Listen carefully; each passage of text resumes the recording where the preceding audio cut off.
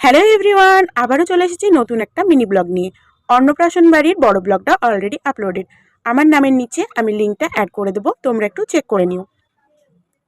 তো সন্ধেবেলায় একদম রেডি হয়ে চলে গিয়েছিলাম ডাইরেক্ট লজে। ফার্স্টে ওখানে গিয়ে গিফটটা দিয়েই চলে গেলাম স্টলগুলোর দিকে। এটা আমার অন্নপ্রাশন বাড়ির ফুল লুক। আমরা তারপরে খেয়ে নিয়েছিলাম 1 কাপ করে কফি।